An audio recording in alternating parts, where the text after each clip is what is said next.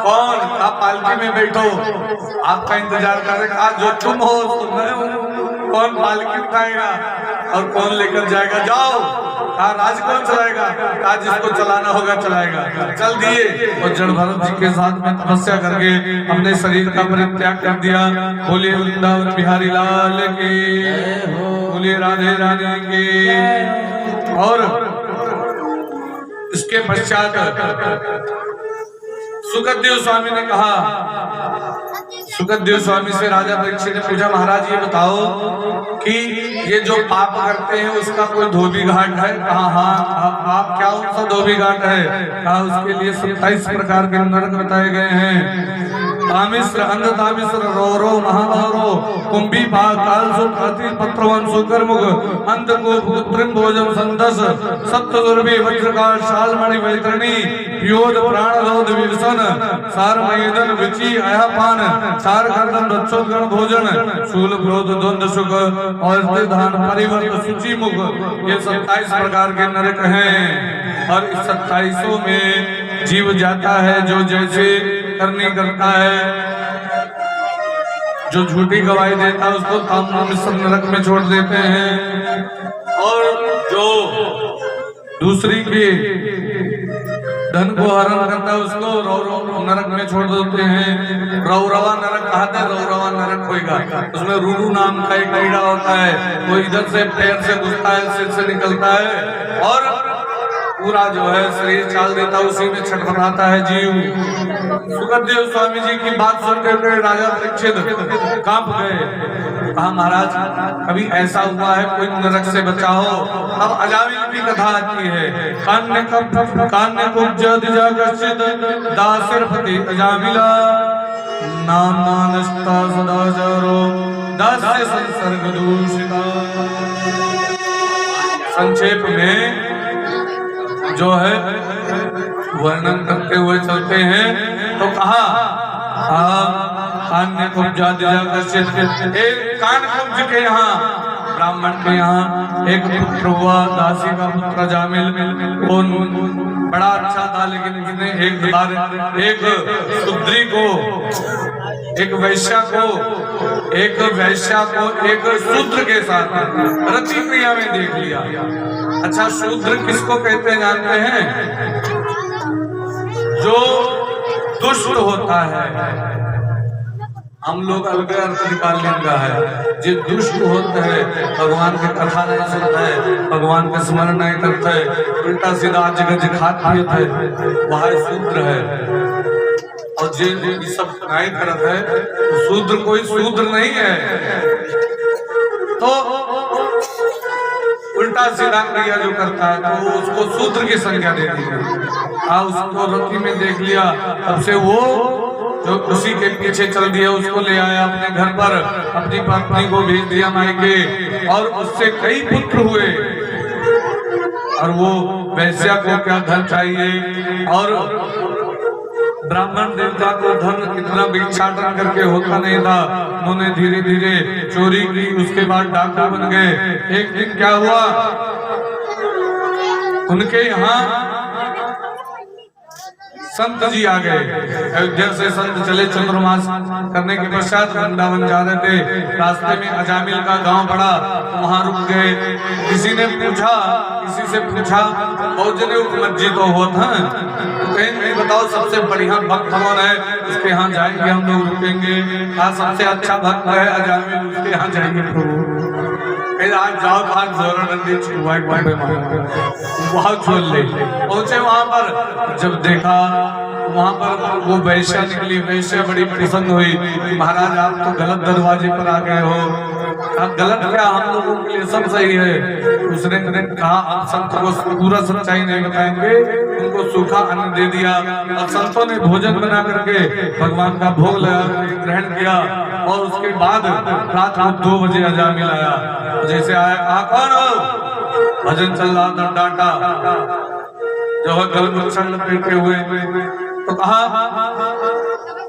उसमें जो श्रेष्ठ संत थे उन्होंने कहा हम लोग अयोध्या जा रहे थे, किसी ने बताया। ये किसी धर्मात्मा का जगह नहीं, जाओ जल्दी यहाँ से। अजामिल की बातें सुनी, उसकी पत्नी बाहर आई, जिसे पत्नी बाहर आई तो कहा क्या क्या चिल्ला रहे हो महात्मा को, मेरे से बोल रहे हैं। अरे ठीक है जो है।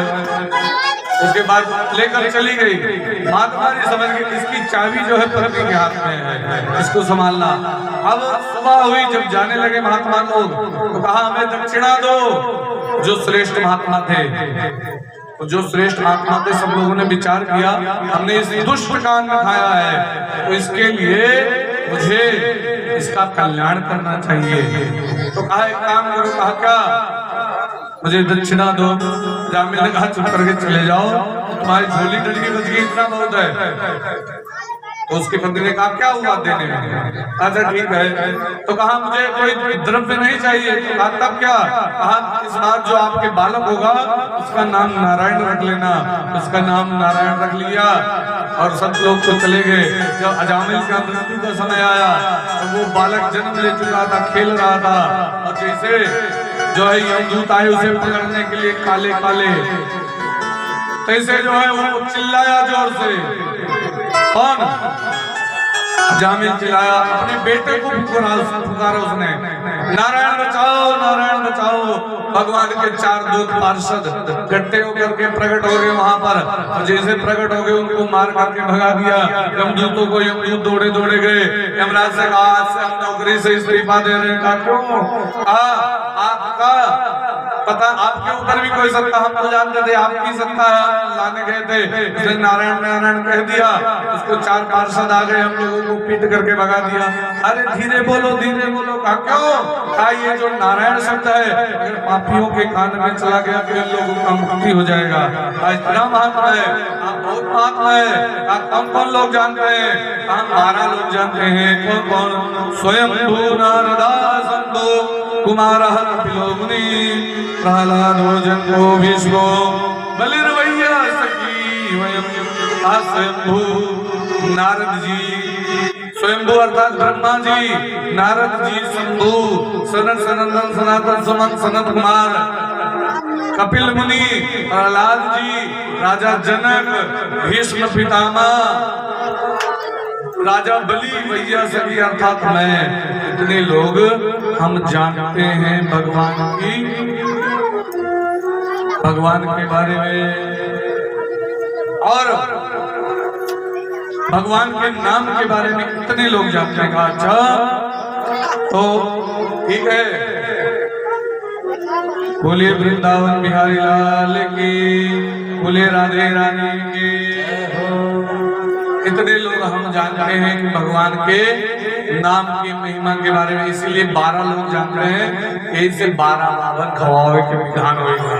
12 अक्षर इसमें मंत्र है, उसी को जपा जाता है। अभी से 12 ब्राह्मण खिलाने का विधान है।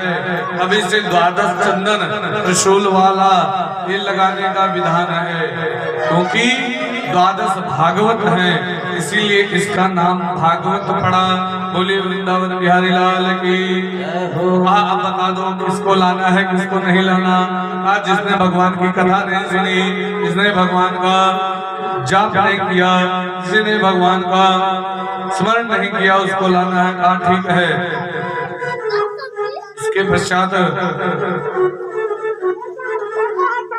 अजामिल को फिर समय मिल गया और भगवान के पार्षद, भगवान ने समय दे दिया, उसने भजन करके अपने शरीर को परित्याग कर दिया, परम धाम चला गया। बोले वृंदावन बिहारी लाल की जय हो। प्रहलाद जी की कथा आती है। प्रहलाद जी महाराज कश्यप की 2 संतानें हुई, एक हिरण्याकश्यप और हिरण्याक्ष। दिति के द्वारा वो अदिति से देवता और दिति से राक्षस गण उत्पन्न हुए। तो हिरण्याकश्यप जो था इसने तपस्या की, ब्रह्मा जी से वरदान मांगा कि मैं किसी से न मरूं। आप लोग खूब कथा सुने हैं, ना अस्त्र से मरो, न शस्त्र से मरो, न किसी तलवार से मरो, न किसी घर के बाहर मरो, न अंदर मरो, न 12 महीने मरो। कुल मिलाकर के उसने अमर का वरदान मांग लिया। लेकिन भगवान कहाँ छोड़ने वाले। तो प्रहलाद जी उनके यहाँ प्रकट हुए। प्रहलाद जी भगवान का स्मरण करते थे। अब प्रहलाद जी को मारने का बड़ा प्रयास किया, कई प्रकार से पहाड़ से गिराया जो है, और हाथियों से कुचलाने का प्रयास किया, नाग के सामने रख दिया कि 10 ले। इस प्रकार प्रहलाद को बहुत मारने का प्रयास किया।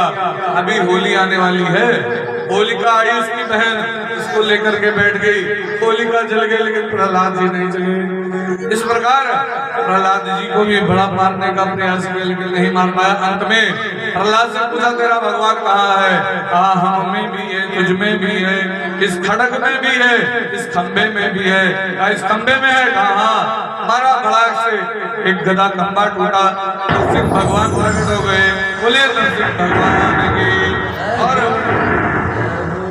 हिरण्यकश्यप से कहा है हिरण्यकश्यप, न देख न दिन है न रात है, न घर के अंदर है न बाहर है। कौतूहली का समय था, न घर के अंदर था चौखट बनना, घर के अंदर था न बाहर था, और न 12 महीने में से नहीं है, मलमास है, और न किसी भी प्रकार से तू अपना वरदान, न कोई अस्त्र है न शस्त्र है, नाखून से उसका पेट पकड़ करके चीर डाला। बोले वृंदावन बिहारी लाल की।